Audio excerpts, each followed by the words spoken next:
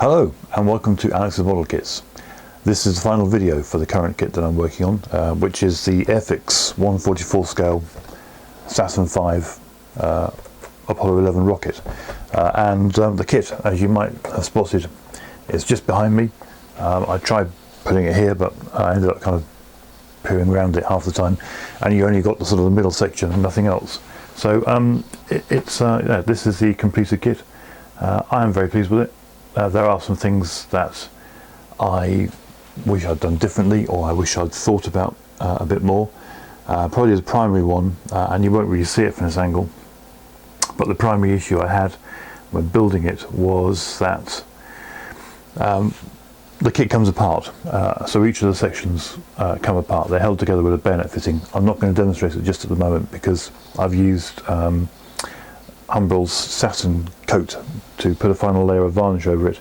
It's taking a while to dry, and so I don't want to sort of manhandle it too much and put fingerprints on, but at some point I may show you that you can actually unscrew the sections. So you've got stage one here, the interstage ring just there, stage two, stage three, and then finally the command module, service module and command module up there, and they all come apart. And so you can see the inside, you can see the bulkhead of the fuel tanks from each of the stages, and they are, obviously they have a colour and they're painted. And where I'd painted the parts that were visible from inside and then left the bits that weren't visible from inside, when the light is behind the rocket you get this two-tone whiteness because the plastic is white, and it allows light to penetrate through to a degree, and so where the paint is, it's a darker colour, and where there was no paint, it's a lighter colour. And I didn't really expect that. The plastic is quite thick, so I hadn't anticipated that as a problem. Yeah, once it's all put together and too late to do anything about it, I put it here. There's a window just here that you can't really see, and when I walked into the room, it became pretty obvious that there was this kind of two-tone whiteness, which is too late to do anything about. I had hoped that layers of white paint over the top would kind of counteract that. It hasn't done the job. Probably that would be the thing I'd change the most. I probably should have spent a bit more time as well just on the seams where the two halves come together. It's not quite as smooth or circular as it should be, but generally speaking I'm reasonably happy with this. This is not a bad kit. So yes, that's the end of that kit. This kit was done as part of a group build run by UK Scale Modeller. He often runs group builds. In fact, I think he has a group build already lined up for a month or so to start off with. I think he's going to put the subject out to vote. So if you're interested in group builds, there's a Facebook group called the Group Build Group, and if you find that and join it, then the chap in charge, Ian Poulton, will be only too happy to welcome you. He's a really friendly guy, and he really likes to include people, model makers, in that group build and run things that people are interested in. I think it's fair to say that this group build, which obviously was timed to commemorate the 50th anniversary of the moon landings, this one's not been taken up in quite so many numbers as previous group builds, which I'm surprised at. I thought more people would have that imagination fired up for them, but you know, each to their own. Everyone should be doing what they find interesting and find enjoyable, and I think he's had about 20-25 people be involved with this group build, which is, like I say, it's a lower number than normal, but it's still a good turnout, and the standard of kit throughout the group build has been really good indeed. Head over to his channel and have a look at his updates on this group build. So pretty much that's the end of my kit for this group build. I'm still waiting. I'm going to do. I've got the stand here, which I haven't finished yet. I wasn't going to do the stand because the next kit I'm going to do is going to be to accompany this, and that is it's a card model, and it's going to be of the launch tower. Now this is, I haven't done a card model before, so I'm going to show you very quickly what it's like. So we have I've got about 20 pages of A3 like that to cut out and then put together, and this will end up being the launch tower for this kit. So I'm looking forward to doing that, and then the two will just sit together. The instructions come on a CD-ROM as a PDF, and when you print the PDF out, you get about 40 pages of A4 on how to do it, which I've kind of broken down into different different steps. Lots of history, looks quite interesting. So yeah, it's going to be an interesting kit. Like I say, I've not done paper or card models before, so I'm feeling a little bit daunted by it.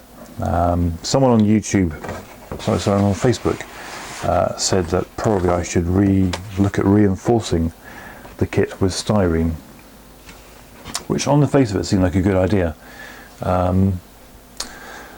But the more I think about it, the more I wonder about that, because surely if you add styrene to it, you're going to add weight, and then you can start to get into a bit of a spiral where the more weight you're adding, the more reinforcement you need. More styrene you use, the more weight you add. So I'm going to have to think about that for a little bit and ponder how I'm going to do things. And so whilst, which is pretty much how I do things all the time, anyone who watches my channel on a regular basis, you'll know full well I take quite a long time to get things done. And part of that's because I've got lots of other things going on outside of model making, and part of that is because I like to think about what I'm doing and why I'm doing it, and what's the best way of doing things. I don't always get the right conclusion, but I will always try to. So in the meantime, whilst I ponder what I'm going to do with my card kit, I thought I'd then quickly run up the stand. As I say, it's white plastic for the Airfix kit. I think a black base would look better, so I'm just in the process of putting some thin layers of well, that was semi-gloss black. I'm going to start using gloss black onto the stand, so I've got something to keep this kit on whilst I get the card kit sorted out. So that's pretty much it. That's the update from me at the moment. I will do an update on the card tower once I start it. I'm hoping I'll finish it. I've got my doubts, if I'm honest. This is one of the few kits I've ever looked at and thought, I'm not sure I can do this. So I'm just going to take my time and go nice and steady and not rush anything, and then hopefully I'll come up with a nice result. So I think all remains really is to thank Ian or UK Scale Modeler for running this group build. I've really enjoyed it. I'm sure the people who've been involved have also enjoyed it, and to thank you also for watching, and also just to acknowledge the efforts of the astronauts and the engineers involved at NASA in getting a man on the moon. 50 years ago, we did this 50 years ago, or they did this 50 years ago. I was alive then, only just. I don't remember it. I was a bit too young to remember it. But I do remember I have vague memories of later landings, so probably 16 and 17, I guess, of being aware that people were on the moon and looking up at the moon. It was a remarkable achievement. It was an amazing thing that was done, not in the name of one nation, but actually in the name of all mankind. And it was a real moment in our civilization's history, and it's a shame that we haven't really followed it up quite as much as we should have done.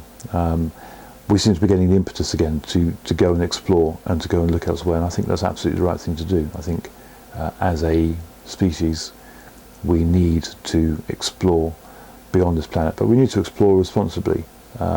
We need to have this idea of, we know full well that we are affecting this planet in a negative way, and I think we definitely need to go and explore other worlds, but we need to try and make sure that in future the impact we have on those worlds is an absolute minimum, and ideally zero impact. We should learn to adapt to that world rather than have that world adapt to us. So yes, I don't know why I'm talking about that. That's just a weird aside, but Yes, so thank you for watching, and I'm going to enjoy a celebratory cup of tea for having finished my model. Thanks again, and goodbye. Bye. I forgot to show you.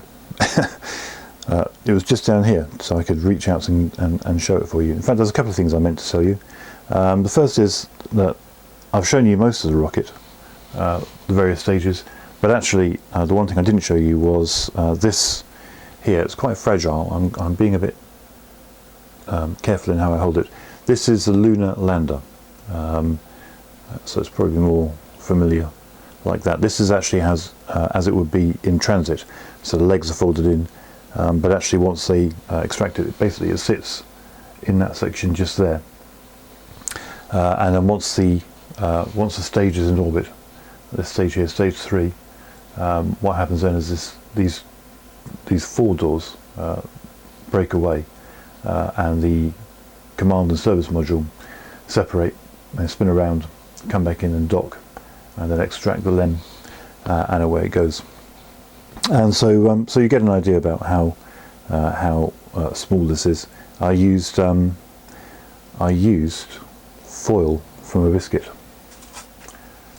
to cover the gold, and I use gold paint for the legs, but the actual bodywork in gold is foil. So that's one thing I wanted to show you that I forgot to mention. The other thing I wanted to mention was getting the lines, getting the painting for the lines done. A lot of this area, pretty much from there down to there, and from there down to there, is corrugated, and also up here it's got a corrugated feel, and I use Tamiya tape. I think most model makers use Tamiya tape when they're masking up areas, and I use Tamiya tape as well.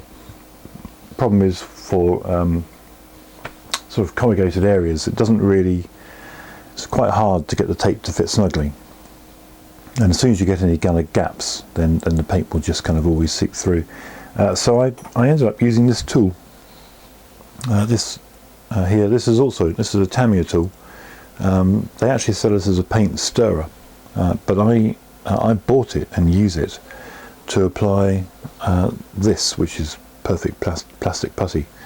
This is a really nice filler to use for model kits, and so because this has got this kind of slightly scooped edge, you can scoop a little bit off the top and then apply it to your kit, and then with the reverse edge, because it's very smooth, you can then use it to fill the area and scrape away any excess, and because it's metal, when you've finished applying it, you can kind of swish it around in a bit of water, and then wipe it down with a cloth, and it's clean to use next time round. So I use that for any filling I do, but I also discovered it was quite a good option for really helping to kind of seat the tape into the grooves and get it as tight as possible into each of those corrugated grooves.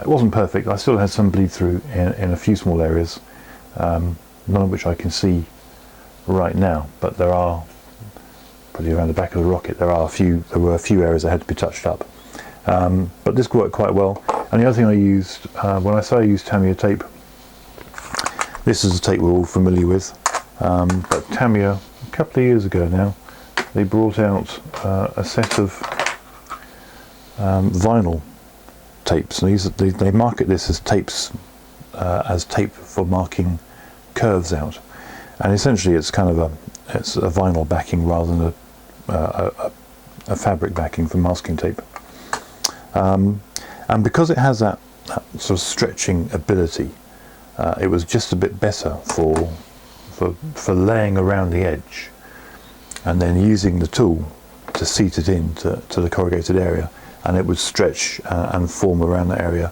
a little bit better. So that was what I did to get that line masked up. So yes, so I thought I wanted to talk about that, and I forgot about it. So yes, here we are, part 2. Okay, so once again, thank you for watching. I'm going to have some more of my tea, and I'll see you again. Thanks very much, Bye.